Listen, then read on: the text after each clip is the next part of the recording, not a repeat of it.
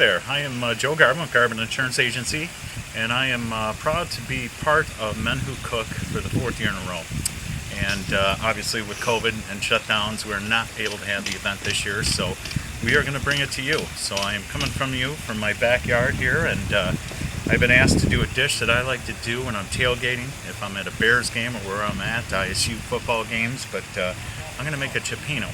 Starting off right now, I'm making a little fish stock. I normally would have fish stock, but I don't. So what I'm doing is I am steaming some little neck clams. I've got shrimp shells in there. I've got leeks. I've got garlic, fresh thyme, onions. I've got a little bit of everything there.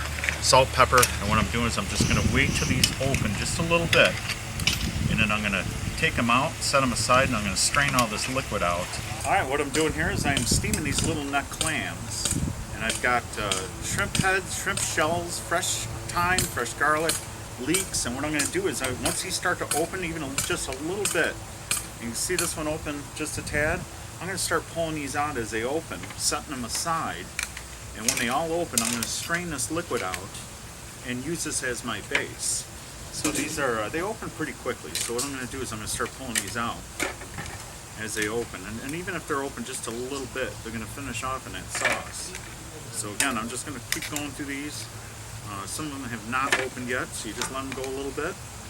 If they don't open, I throw them out. Good rule of thumb, if they're open before you cook them, you throw them out. If they don't open after you cook them, you throw them out. And now that I still have my base going, I did pull all the clams out, but I'm going to still let that simmer for a little bit. I'm going to start the base now for the Cioppino. So I'm going to add some good olive oil in there. And what I have here is I've got fennel and leeks. So I'm going to add that in there. And then I've also got garlic, fresh garlic. And depending on heat level, I've got 2 serrano chilies here. If you like less heat, add 1. If you don't want any in there, you don't have to have it at all. I'm going to add some salt and pepper, fresh pepper.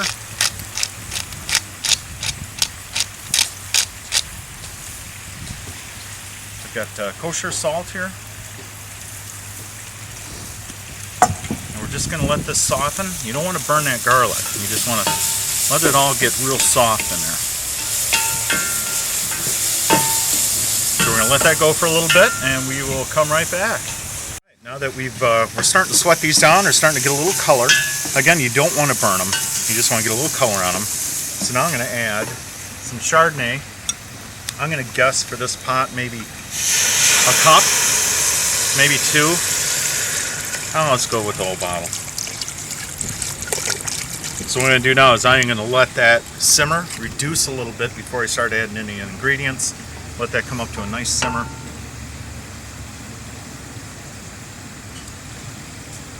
Let that boil out a little bit, and we will come right back. Alright, now that I've got this reduced a little bit, I'm going to add my tomato.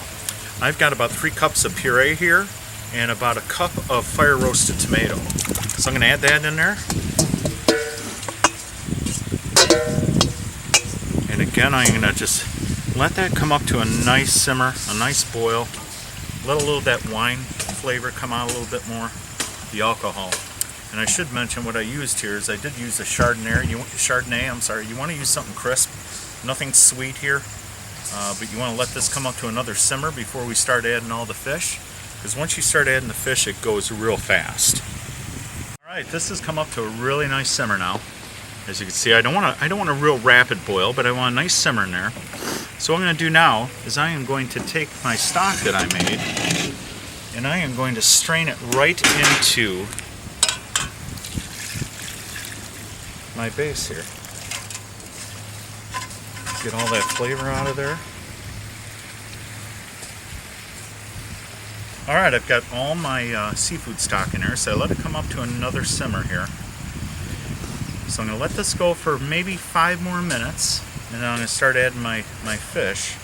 And you definitely want to time this fish is in terms of what's going to cook the fastest. I know my shrimp is not going to take long to cook. Last thing that goes in is my calamari. That cooks really quick. So I'm going to start off with probably my lobster tails and my crab legs. And then I'll add the mussels, and then I'll add these 2 right at the end. And this is the very end because these are already cooked. All right, now I'm going to start splitting my lobster tails. And what I'll do is, I prefer to do them from the soft side. It's a little safer. Just get right in the center there, cut them down, turn them, find where your split was, go this way. It's a lot safer to do it from the soft side than this hard side. So get your tip in there, right in the center, go down with it, find that split, this way. So I'm going to add these in there now because these are definitely going to take the longest to cook. And then after that, I'm going to take some crab legs and I'm going to split these up too, just so they're a little easier to eat. People get a little everything in their bowl. And I did split them already, so they're easy to peel in half. But I'm going to add these in. I'm going to let this lobster go for probably 3 minutes. And then we'll add that crab in there.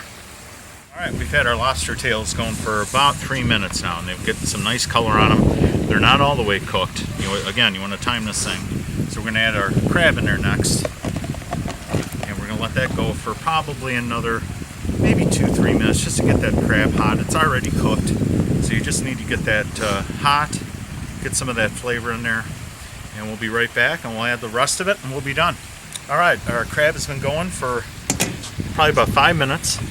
I reduced it a little bit. I'm not getting that really rapid boil in there right now. So, but now we're going to add the mussels because these are going to take a little bit to open up.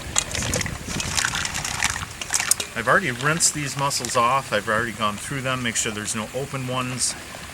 Some of them have, they'll have a beard on them. You want to make sure you're pulling those off. You don't want to have that in there. But we're going to let this go maybe 5 minutes. Once they start popping open, we're going to add the shrimp and calamari and let it simmer for maybe 5 minutes and it's done. Alright, we're back and our our mussels are starting to pop open, as you can see. They're not all open yet, but that's perfect timing for us to add in our shrimp. Because again, these shrimp are not going to take long. So I'm going to add those in there. I'm going to add my calamari in. Getting a little full here, but that's okay. That's what tailgating's about. I'm going to get this mixed in there, and we're just going to let these come up to a little simmer again, and we're going to shut it off and let it steep. I have checked for salt already. It's got a nice salt level.